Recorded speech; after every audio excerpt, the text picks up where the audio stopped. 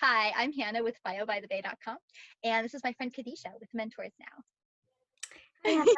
So today our question is, and a lot of people have asked this, how do you manage stress? And I think the big picture here is maintaining a work-life balance. So in my life, that's like the biggest key to managing stress. Right now, we're hearing a lot about setting boundaries with how much you work, right? You start at this time, you end at this time. Maybe you have like a start and finish ritual to bookend your day. And we're hearing that as a way of like keeping your sanity as we work from home. But honestly, that's a really good practice to have even when you're on site. So build good habits now and carry them with you into the office. So yeah, I think that's a really big part of it. Another is just investing in the life outside of work as much as possible, right? Your social life, your washing the dishes and getting outside of your head so you're not thinking about the problems at work anymore, right? Anything that really helps. So for me, I mean, getting out in nature and hiking is a really big part of it. If you're in San Francisco, maybe it's those cat cafes that everybody has now, and you can just go and pet an animal and just listen to it purr and chill. Chatting with friends is a good one. But yeah, invest in things outside of work and set boundaries with work. There will clearly be times when things are busy, there are deadlines, and you've got to get things done and work overtime, but hopefully that's not the norm. So yeah, that's the best advice that I could have for you. Be possessive of your time.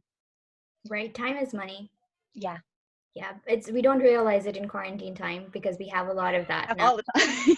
all the time. Yes. And But that can lead to insanity, right? If we have all the time and I work 12 hours a day, I'm going to lose my mind, right? But it's easier to do when you're quarantining from home versus in the office. In the office, if you're there 12 hours, they're going to kick you out. At right. least I hope they would. Yes, that's true.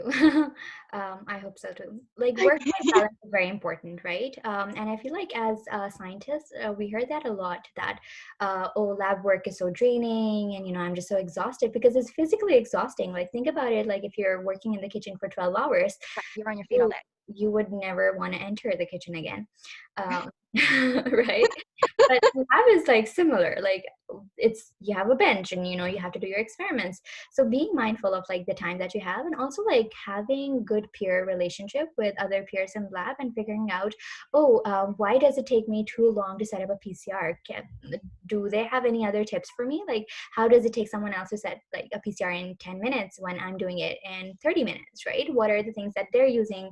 Are there any tools that you can use? Is there any way that you can design your experiment in terms of that? And this is like advice from a very junior associate. So please, if you're a scientist saying this, you're like, oh, what is she talking about?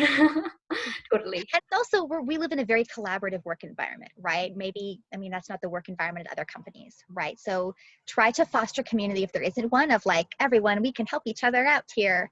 Um, yeah, because that's the world that we live in, really. That's the world that we live in when we go into lab. It's everyone's always willing to help you, even though everyone's really busy.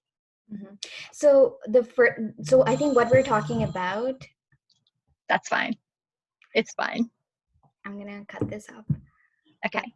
my mom is calling me, um, and she's gonna knock in the door, just like whoosh, So be right? a guest appearance. And did you see my kids, my nieces and stuff yelling in the back? Anyways, No. there was like everybody's talking. Anyways, let's roll this up because it's iftar time and it's like people are ramping up. But let Cool. me And just you've finish got to up eat. real quick. 1 minute. I'll just say okay.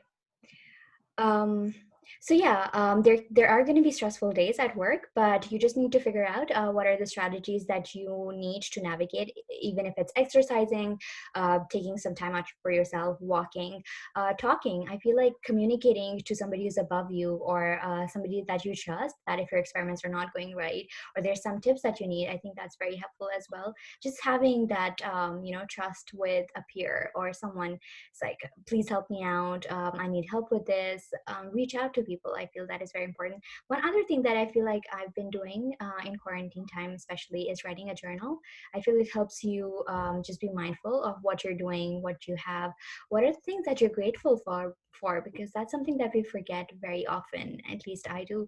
I'm in quarantine. Things are not ideal, but I'm safe, healthy, I'm happy. I'm with my family. I have food on the table. I think these are all things that we all need to be grateful for. Right. Gratitude goes a long way. Yes. Yes. To And your also on your previous point, build strong relationships now so that when everything's on fire, you have someone to turn to. Yeah. It's a very good point. And this is always going to pay off sooner or later on. Anyways, thank you, Hannah, from Bio by the Thanks Bay. for watching. Thanks for watching. If you have any other questions or comments, please let us know. Any other videos that you would like us to make. Take care, stay happy, and stay sane. Bye. Bye, everyone.